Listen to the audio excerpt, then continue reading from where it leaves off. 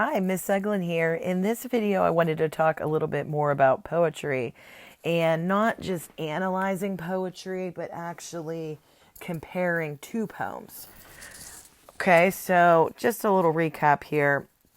I'm at the top. We talk about how a poem is a special way of saying things. You might call a poem a picture painted with words. And we've talked a lot about imagery, figurative language, because there are fewer words in a poem, and I would say usually fewer words, not always, than in many other kinds of writing. Poets choose words carefully for their sounds and meanings. As a critic, you might have chosen, there's 5 poems, we're really just going to talk about 2.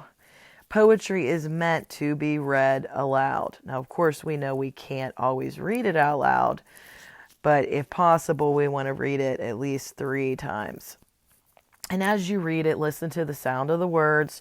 Your imagination should let you see the pictures words make. And it says, as you read, be aware of the messages each poem conveys or tells. So when you hear the word convey, it's just, what does it tell? Okay, what does it transfer to you? And the objectives: read and understand literary modes of poetry, respond to the literature by writing, speaking, listening, and reading. And I would add, we want to compare 2 poems. Okay, so the first poem is by Edna St. Vincent Millay, and it's called The Courage That My Mother Had. Okay. The courage that my mother had went with her and is with her still. Rock from New England quarried, now granite in a granite hill. The golden brooch my mother wore, she left behind for me to wear. I have no thing I treasure more, yet it is something I could spare. Oh, if instead she had left to me the things she took into the grave, that courage like a rock, which she has no more need of, and I have. Okay, so again, if we're going to go through our big 6 and analyze, and we're going to start out with the title, okay? So let's take a quick look at the title. Right off the bat, I see we have the word courage, and we have repetition here. And repetition tells me that that could possibly be very important in the poem. Okay, so let's look a little deeper. The courage that my mother had went with her and is with her still.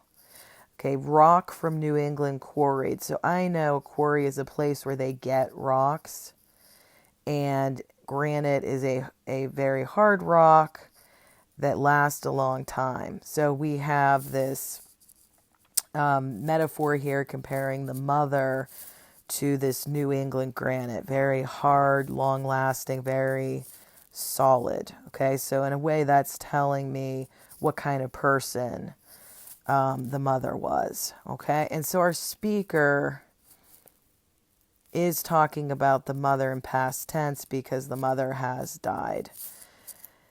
Okay, the golden brooch, which is a pin, so it's jewelry, my mother wore, she left behind for me to wear.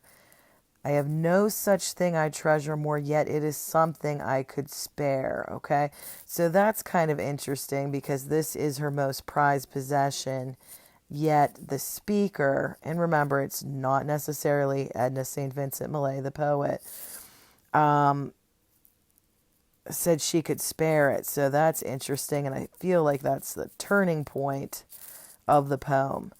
Oh, if instead she left to me the things she took into the grave. Okay, so this is confirming the mother is dead, but she took her courage with her, which the speaker now needs more than the brooch. Okay, so more than the jewelry. Okay, so in this poem we have 3 stanzas, and it is a shorter poem, but it has a pretty deep meaning. And let's move on to the second one, which some of you may have read during the group activity of poetry. Some tables had this. Mother to Son by Langston Hughes. Well, son, I'll tell you, life for me ain't been no crystal stair. It's had tacks on it and splinters and boards turn up and places with no carpet on the floor. Bare. But all the time I's been a climbing on and reaching landings and turning corners and sometimes going in the dark where there ain't been no light. Oh boy, don't you turn back. Don't you set down on the steps, 'cause you finds it's kinda hard. Don't you fall now, for I's still going, honey. I's still climbing, and life for me ain't been no crystal stair. Okay, so in this poem I'm seeing, again, the title, it's Mother to Son. So I almost think it's like a second person point of view. You know, the speaker is the mother who is talking directly to her son. Okay, and she's saying, my life has not been a crystal stairway. So maybe that is meaning it's easy. So her life has not been easy. Okay, and again, that's a metaphor. And all these are metaphors. Okay, so we have imagery here we can picture. You know, she's comparing her life to this torn up board with splinters. And this stairway, you know, is torn up with boards and splinters and has no carpet at times. But even still, she's been climbing. Okay, she's not quitting. And sometimes she's even in the dark. There's been no light. So the message is to her son, don't turn back. Okay? Don't fall now. She's still going, although things have been difficult. Right here, she's still climbing. And again, she's repeating that her life has not been easy. Okay? And we have some dialect in this. You know, this means, you know, these apostrophes mean letters are missing. We do have a little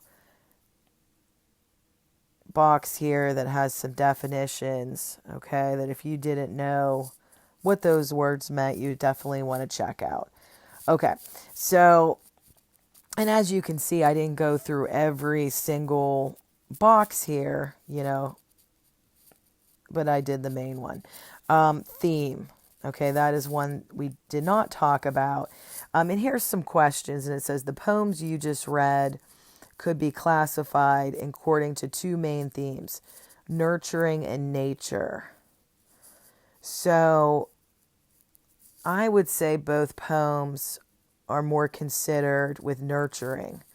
You know, here the speaker has a very strong mother who gave her this gold brooch, but she also wants her courage. And here we have a mother, you know, telling her son to continue fighting through life, even though it's not been easy and it won't be easy. And I'm just looking at this part right here, figurative language.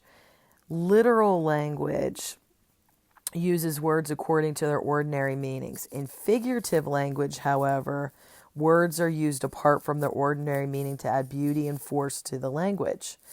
In courage that my mother had, to what does the speaker compare her mother's courage?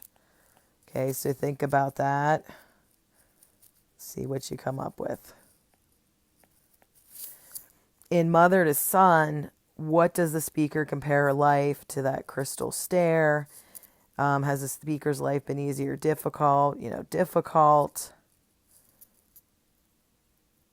And, you know, if we had to say what is the message, you know, if we had to compare the two poems on theme, I would say that you can get strength from somebody else would be one theme. You know, keep going, be courageous, life is not easy, you need courage, something to that effect. Okay, and that's just off the top of my head. If I would study the poems more, perhaps I could come up with a deeper analysis. Okay, so that's just very quickly comparing two poems, and I'm going to leave it at that for now. Thanks for watching. Bye.